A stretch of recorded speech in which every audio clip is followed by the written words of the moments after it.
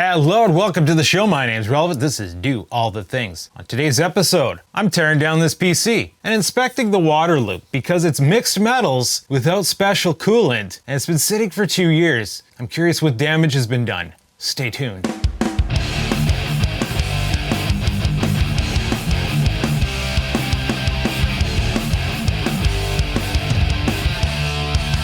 So if you've been following the comedy, you might recognize this thing. It is a PC I built for my retro computing series where I compared a Core 2 Duo to a Phenom X4 940. It had the Core 2 Duo. This is an Intel system. I actually recently, well not recently, it was shortly after I built it, cheap on the Bay of Ease, I acquired a Quad 2 Core Q9400. And it was basically the Intel competitive equivalent of the X4 940. You know, they both have 940 in them, same price range. I was gonna make another video where I put them up against each other, but kind of got over it. Didn't seem that interesting.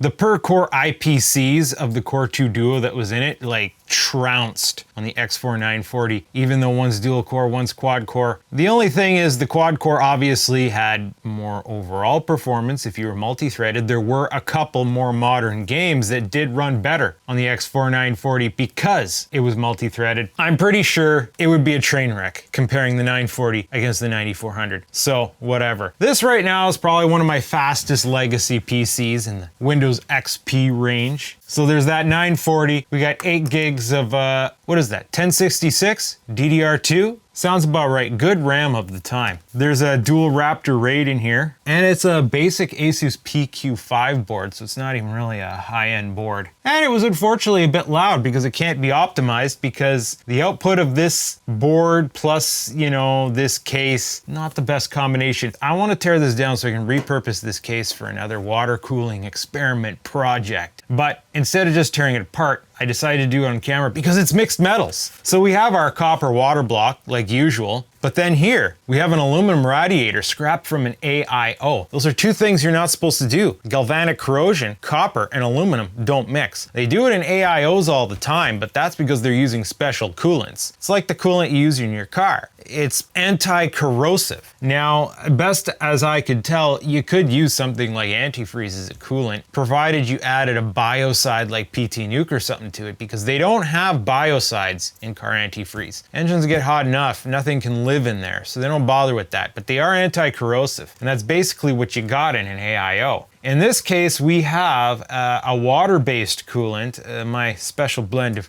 herbs and spices. It's not straight distilled, but it is still water-based enough. It's not anti-corrosive. And it's never a problem provided you match your metals. You're just using quality copper components. But we didn't in this case. This was supposed to be a temporary build. It wasn't supposed to last that long. It was made for a video and then it was gonna get taken down, but it didn't get taken down. It sat for 2 years. So it wasn't used very much. It was used for that video and then fired up a couple other times. I tried to use it to do my Duke Nukem Forever 2001 shoot, but it wasn't enough fast for that unoptimized engine, even though it's of the correct era. So what damage happens if you just let it sit for 2 years? Not sure if we can tell. There's a little bit of discoloration in this. Oh, hey bud. Geez, usually these 1/4 inch fittings are pretty good, but you know, we're tweaking on it a bit. Discoloration right there. Now in this pipe, the pipe is a little hazy and that's somewhat normal, but there's like, can I get you a look at this? Look at that spot right there. Like some sort of, I don't know. It's at a low point. That could be some sediment that just settled. But one of the biggest tells is the water block itself. Like, look at that blue ring. I've had that water block a long time and it's been used on several builds. It's been in, you know, maybe some long-term builds even, and I've never seen it do that before. I wonder if that has something to do with it, though the location of it, I can't be sure. Well, either way, let's take this apart and see what we can find out. Okay, so we got a system built with no drain. That's okay, that's okay. You can get away with it in relatively simple loops, and especially in a smaller build that's easy to manipulate on. There's actually spots. There's like a water spot here, which I'm not sure why. There's nothing above that. There's a water spot here, which is almost under the pump, but not by a fitting. I noticed it's suspicious. It's suspicious. You've probably seen this leaky fitting, like, oh, of course you got water spots, bud, but no, rarely have these issues. So look at that, we could fit our bucket right in there, bud. So we know this one's ready to come off. Oh, there was some pressure built up in there, bud. Oh boy, good thing this system's not running. Kind of want to make a dirty joke about that, but I'll refrain. You know, I was actually maybe thinking of firing this thing up one last time before I took it apart. I guess that's off the table now. Let's crack the top here. Come on, drain, drain, drain. Just go for a leak there, bud. Oh, hey. Let's see, has this barb come off easy? These are Bits Power barbs, and I've had good luck with them just jamming the tubes on like that. Looks like they formed, you know, and they get a little bit loose over time. At first they're tight. My hands are wet now, sir. I even got the water past the frickin' into the back paddle region. It splurted everywhere, bud. Looks like I did some decent cable management on this. Which one's the pump? Those are the fan headers. There's the pump. Pump has no built-in RGB, so I'm pretty sure this should just lift out now. Oh yeah, we got it clamped down. I need to get a little Allen in there. Hold on. That's too little of an Allen. I think these are the clamps. It's been a while since I've worked on this pump, so I'm not 100% sure what's what. I think that made a bit of a difference, yeah. EK Res, Swift Tech pump. I think they're all made in the same factory in China, though. Okay, why is that tight? Oh boy. Cable origami. Okay, let's just sit that there on the resting tray. Now if we maybe go a little bit tilty. Oh boy. Spilling water, bud. I think I just saw some leak down to the front where the Raptors are. Well, let's pull the rod off next. That should be easy. Get out there, fan. Oi, this fan has multiple connections. Oh, where's the fan header? Eh? Oh, I really tuckered her in there. Oh, me with my trickiness. Oh boy, this is not, oh boy. We're practically, where did I go with this, bud? Oh, sometimes I do these tricky things. Like I've done tricks where I would remove a VRM heatsink from the board. It's like kind of like get the wire in. I don't know how to explain it. I'm guessing I put this thing in before I put these top fans in place. Oh, there's a whole order here on how we have to pull it down. Okay, these fans aren't married? Usually they're married. Oh, I didn't marry them. I put an output header on one of them so that I can just couple them together. What is this thing? It's a Cooler Master. Master Pro Fan 120AB. As I recall, good fan, but not the quietest. It has a bit motor noise. It has the ability to set between R, B, and RGB. So it could be a red fan, it could be an old school blue fan, or it can run off an RGB header, 12 volt. Not digital, looks like. Should be good to free up this rad now. Yeah, you leak right out, bud. Leak right out. Well, let's pull off. Something feels slimy. Could be latent old coolant. Well, these tubes fit on these barbs really well. They don't want to come off, bud. Well, we could take it off the water block. Water block's empty. Mostly. There's a little bit water at the bottom of the water block. Should be able to, well, you know what? It doesn't even want to come off. Okay, so let's see if we can pull down this water block. Pretty good chance we can, bud. It's like a vinegar smell. Very faint. Whatever that schmoo was on the rad. It's just 632 wing nuts keeping this pupper on. I don't have the original mounting hardware for this water block, so I had to improvise some new stuff with some very long bolts, just some wing nuts, no springs. Couldn't get bolts long enough because this water block's retention mechanism is very tall. So I just kind of go by feel. Ugh. That's all the water-related stuff out of this computer, bud. Just a nice thick acrylic plate that holds this on. All right, what's the condition of the coolant here? There's some floaties, dusty bits, that could have been in the container before. It was sitting in the basement for a little while. It's like a slight reddish tinge to it. I think I'm mostly done with this for now. Like, yes, there's much more tearing downness to do to it, but that's uninteresting and mostly can be done off camera. This video is about an autopsy. Last thing off here, and then I got a very specialty tool. It's a 5/8 long socket, which is perfect for a lot of barbs. A lot of barbs, it's 5/8. You don't need to actually put a ratchet on this. It's just you hand tight, right? Oh, yeah, that looks nasty. Okay, let's clean this up. For finish your sentence, spot. I wonder what thermal grease I used. I used a lot of it. It's gooping. Okay, that's clean. I gotta take a look at the rad first, because supposedly what happens in a mixed loop is the copper rots the aluminum. The aluminum, there is something weird on the top of this rad. The aluminum will rot away, because what happens in galvanic corrosion is it's kind of like electrolysis or electroplating, that kind of thing, where particles, parts of the metal from one metal will move and be attracted to the other. So supposedly, aluminum will rot out of the rad and stick to the water block. So we got the tubes pulled up enough, and now if I get underneath and push on them, they should slip right off. Oh wow, marring this up. These things almost feel glued on. It looked worse than it was. Like there's some schmoo on the tube there, and there's like white pastiness. Like look at this guy. This guy's got this whole, it just does not look healthy. This is not something I've seen before, taking a water loop apart. Let's see if I wipe it on the paper towel, if there's some coloration. Like, these barbs do look suspicious. Like I am seeing somewhat subtle signs of corrosion there.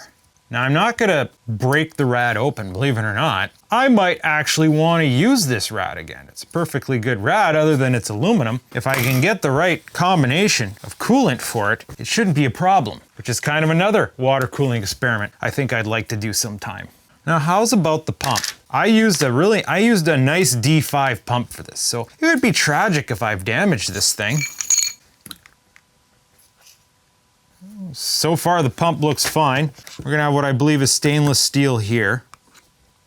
And the center is either stainless or titanium. Ceramic ball. Yeah, the pump looks fine. This pump will be just fine. That is good. Oh, there's some weird spot right there. Like a slight, like gold discolored spot there. Wonder if that has anything to do with this. I thought I saw some milky whiteness here, but not so much. This comes all apart. Okay. This is actually an EKPWM pump. Oh, what is this that I just wiped out of the res? There's like some mucusy looking thing there. Oh, look at that yellowness. There's a bit of a green ring around this O-ring. Yeah, can you see that? The greenness. Anything of note in here? Ah, yeah, a little bit of discoloration wiping up. Let's discoloration up top. That's because that's top, right? Can't settle there. All right, on to the feature presentation. Let's crack this block open. Now this block has some issues to begin with, so there's a little bit of false advertising here. I do believe these are stainless steel screws, it appears so. It was such a pretty block when I got it, but it got damaged. And it's a pain in the arse to put back together because it has a round O-ring that's forced into the shape of a square. Ugh, smells funny in here. Okay, you see all this rot here? That's weird, it feels smooth, but it does not look smooth. So this is what happens to acrylic if you use the wrong coolant. When I first got this block, I used it for a build. What was it? A Phenom X3 7750. It was a triple core, a good triple core of the time. This was a long time ago, like mid 2000s, 2006, 7, 8, sometime in there when I did this. And I used, I think it was a Danger Den fluid, a green stuff, looked like antifreeze, and I don't know what was in it, but it rotted out this acrylic. It might have been like intended for aluminum, because back then we weren't all into the pure copper yet. There was some oddball stuff. You could still get aluminum components, and you had to use the right coolant for it. There's some green tinge in the corners, which I think it's not coming off easy. It might be left over from the old coolant that was in this for years. But yeah, it looked like it rotted it out, but it still holds seal. I had to replace the O-ring at one point. Feels like there's grit on the O-ring. What happens if I give a drag here? Oh yeah, look at that schmoo. I wonder if this O-ring is damaged and needs to be replaced now. Because this is a decent water block. As you can see, it's very coarse finned. It's a very thick cold plate. So what I find is funny about this water block, I compared it to the likes of an EK Supremacy Evo, full copper, and I have in my computer is a Heat Killer 4 or something to that effect. It would have a lower idle temperature than these other high-end blocks, half because of how big the freaking cold plate was. Like this piece of copper, a new CPU running in low power state idle, just surfing the net, it can actually more effectively cool it. And then of course there was enough fin arrangement for the water to remove the heat. However, as you can imagine, when you crank the CPU up, it couldn't match the thermals of the others. I think I did that test on the X4940 when it was my workshop system. It held its own. I'm pretty sure I tested it on a 2700X and it worked. But anyway, back to the task at hand. So half of this O-ring does look rough. So here's the question. What happened? Did it leak? Now, as you noticed, when I popped that pipe off, there was an explosion of pressure. It could be that some water just forced its way out of the water block. Oh boy, this blue is a sign of copper corrosion, which often does not really happen without reason. Like of all the years I've used this block, I've never seen this happen. So it is possible that some water leaked past the seal, but I gotta figure that something must have catalyzed this reaction. And it's like surplus material. It doesn't look like anything's really been rotted off in here. It's like, and it's definitely, there's a bump there. Let's see if we can scrape on it. Oh yeah. Look at that come up. Okay, we gotta get rid of this towel. We're just gonna soil it. You know, I'd like to be able to use this water block again, so I'd like to think it's still good. And I think it'll be fine, provided I can get a seal here. Oh yeah, look at this. So what do we have here? Copper sulfate? That's what it reminds me of. It's like the chemistry kits you had as a kid form copper sulfate crystals. It's the most interesting thing in there. I guess we keep scraping, see if we can clean this thing up. Make that surface nice and smooth again. Yeah, most of it pretty much came off with that first scrape. Just a little bit of schmoo on there, starting to turn brown. So yeah, I'm going to admit, not exactly sure what we're looking for here. Was that the result of mixed metal corrosion? Because I've never seen it before on this water block in all my years, but then I've never had it sitting looped for 2 years. It's September 2022 now. I built this thing. Gee, when did I build this thing? I published the video early this year, March 13th, 2022. Filmed December 31st, 2020. So, almost 2 years.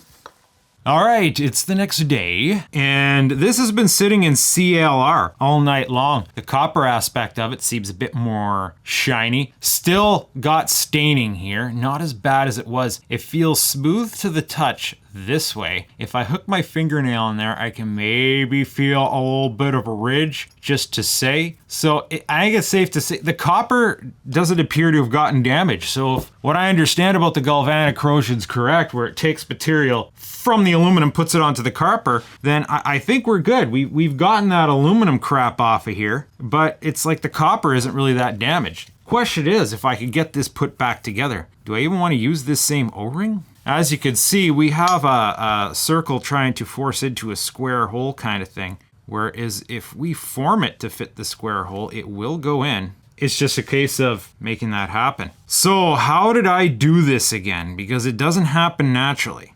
And how does this thing go on? Does it have a bias? I gotta remember how that goes. Oh, it's not fitting on this way. It is maybe fitting on this way tightly. Edge of the fins touch the edge of the plastic, and I do see marks on here that suggest, yeah, it was like that before. Okay, I think I have a general idea. This is such a retro block. I love it. So I did have a trick for this. I even have, for lack of better words, a kind of kit put together to solve this problem. Yeah, here we go. Seen here is the original O-ring, which does not seal anymore. It's past its prime. I had to replace it. Another replacement O-ring of the same size, and little bits of black string, or I should say thread. I'm gonna put a bit of string on each one of these corners. It's like this thing's a frickin' puzzle, bud, because you're not finding replacement parts for it anymore. I don't even think this was regarded as being a very good block when it was new. Magicool. So a piece of string on all 4 corners. And then now we get this into place, start to pack it down. And if I recall correctly, it was a case of kind of pulling on these strings, which would, you know, oh, this string's hooked around a fin. Okay, make sure your strings aren't hooked around fins, bud. Why am I even giving you instructions? What are the likeliness that someone out there has the same block they're trying to fix up? But we pull the strings, and it kind of pulls the O-ring into the 4 corners, generally square shapens it. I feel like this O-ring has grown. That's a thing that happens sometimes for some reason. Guess we could try to go in here, push the O-ring into the little slot. Oh yeah, that popped into place. That's popping into place. I was one of those kids who did try to see if they could fit the circle of the square hole. And maybe I didn't, or maybe I found a way to make it happen, but now the tricky part is I want to keep this together now. So I need to find my container of screws. Where are the screws associated with this water block? Okay, well, it's always a puzzle to solve, especially when you don't quite remember what you did before. Can we get a little grip? All right, holding two into place. Now, can we pull out the threads? That's the idea now. They're tight. Got to be careful not to cut that O-ring. Pull gentle now. Pull gentle. Oh, are they ever? Oh, this one's bad. You know what? Dental floss would probably work good too, and it's a little bit smoother. Well, it's just a case of tensioning it in there. Go push her back in. Snug her up. Make ourselves an O-ring sandwich. Guess we can start torquing on these a little bit. Hey, those just slipped out. Okay, we got to be careful not to strip these holes out, eh? Copper is a bit soft. Gonna have to get all the screws in, get some even tension all around. Oh, that's gripping now. They're all gripping now. How's the O-ring look? It seems mostly seated okay. There's one corner here that looks kind of sketchy. Oh, it's sketchy because it popped out. Oh, you little. Now the question is, without having to do it all over again, can I kind of stick something in here to kind of give it a little push? That's just the thing. It could take multiple attempts to do this right. Oh, I managed to coax it with the screwdriver. It's not so compressed that it's not in a flexible position, so I kind of jammed it under, kind of got it to hook up in there. I need a little bit more light to see what's going on here. That looks seated. That corner looks seated. That corner looks off. Let's, okay, I think I got that one. Okay, I think I got it all seated. So let's just evenly torque it all around. Do the wheel pattern. It's funny, this pupper takes a fair amount of torque. It's a good thing that's a thick piece of acrylic. I'm not really worried about breaking it. Looks pretty even all around now. I'm not sure how much torque to put in this, not too much. Kind of have a feel for where I want it to stop. It's just a case of going all around and getting them all there. It's really tricky because as you do up a couple screws, it causes other ones to get loose because things got tighter. So you're just going around in circles for quite a while. I think we should call it good there though. So it's one thing to get this pupper back together. It's another thing if it's still gonna hold water, bud. So we'll do a quick rough test here where we'll give it a little injection. See if there's any quick and obvious leaks.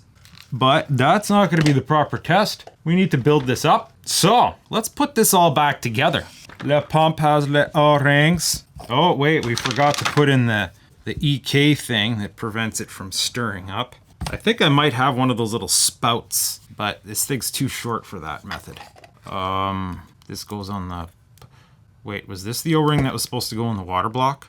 Did I put the pump O-ring in the water block? Do they just happen to be the same size? It's possible, this fits on there nice. But wait, does that even... Where the frick's the O-ring on the pump even go? In there. Oh, okay. Don't forget the crystals. That doesn't feel right. Oh boy. Now that I think about it, the one that's in the water block is feeling a bit thicker, and this one's not seating right. I'm suddenly forgetting how this goes back together, bud. Yeah, the O-ring, the spare O-ring I had in the kit is like pretty much identical to the one that I have here. I think I accidentally put the pump O-ring in the water block. Do we go and do that all again now, sir? Yeah, well, I gotta be sure. Yeah, the O-ring in the water block is definitely thicker. Put it on the pump. Yeah, this makes more sense. That was the pump O-ring. Interesting to know. So I guess we're doing this process over again. You seen me do it once. We'll just fast forward. That was actually easier the second time around, especially with that thinner, better fitted O-ring. And if you look, it squishes a lot thinner down. That O-ring's definitely swaged in there. You can see that thick black line now. So, where were we? Oh yeah, let's put some water in this thing and see if it doesn't leak. All right, so I got some scrap 3/8 tubing, some compression fittings that should appropriately allow us to seal up this system. And I think the O-rings in these rotary fittings is going to leak before this does. Kind of derpy. Let us acquire our wicked pump controller with a 2 amp 12 volt foot switch. Do we have enough water in here? I think we'll have just enough water to do this test. All right, let's kick her on. Little blips. Little blips. Well, this is certainly an easy system to bleed out. Like, that's all the water we're gonna need, buds. Let's put the cap on. Seal her up, because that's the key term here. The system is now sealed. No longer need the foot switch. So EK now makes this kind of pressure tester, which is like wondering, why does that even exist? Like, man has water-cooled PCs for decades without fancy EK pressure testers. I'm actually gonna heat this up. This is a tea warmer I keep for heating up parts. She's on.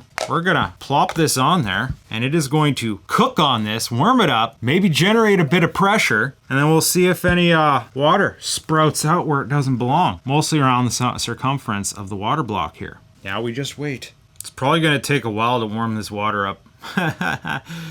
I'm gonna pause the main camera. Heat is not effectively transferring. I think we need to put a spot of goo on here, sir. Yeah, it's because the surface of this thing's not properly flat. I would need a lot of goo. It is taking entirely too long to get this up to temperature. I have a little probe here. I'm just gonna put it on this fitting. The fittings are quite hot to the touch, almost, well, you know, low hot, high warm. I can still touch them. Apparently we're batting around 41 degrees now, which I think is hotter than I would usually have my coolant get in a properly set up water build, except I'm planning on doing a passive experiment in which I guess it could get hotter. Heat is not transferring effectively from here to here. I would have to use a lot of thermal schmoo to do it. It's just this surface isn't uneven. Or sorry, not uneven. The surface isn't even. But at this degree of temperature, which would cause some form of pressure increase in the loop, it is dry all around the block. Now we can still squeeze the tube. They're not like firm. So, you know, you got room for expansion, right? I haven't got a pressure gauge on this, but I kind of want to see how hot I can get it. We'll have to re-adjourn later.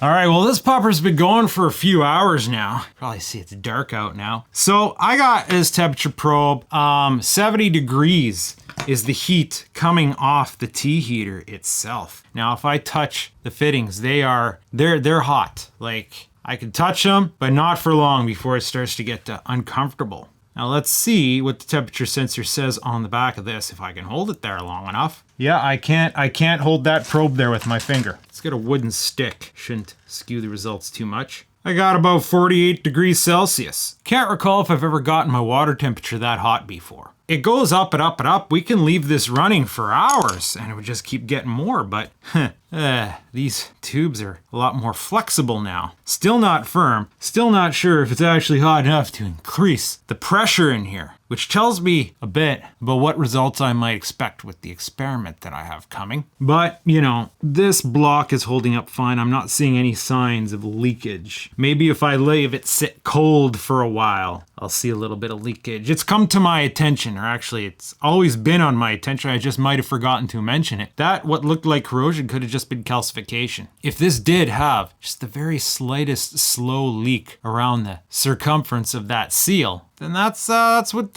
usually it's white though. Even on copper pipes when I've seen it, it's usually white. You know, it's water leaks out so slowly, it can evaporate while it's leaking. And you know when water evaporates, especially tap water, it leaves like a white film behind. Just the minerals and whatnot that were in the water. So when you have a constant slow leak that evaporates constantly as it's coming out, it just leaves that white dust behind. Calcification. So yeah, I don't know what to tell you, but this is maybe a silly test to do. She's nice and warm. We'll shut her down now. But this block, it looked like heck, but it's good to go now. Ready to go back into service. What service am I gonna put it in? Geez, it's heavy loaded down, eh? That's heavier than most blocks. Well, I'm not sure what I'm doing with this yet. I got a couple ideas, so stay tuned to find out what I do.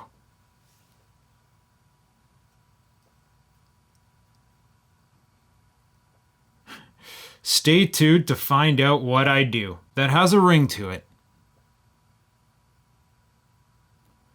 Stay tuned to find out what I do next.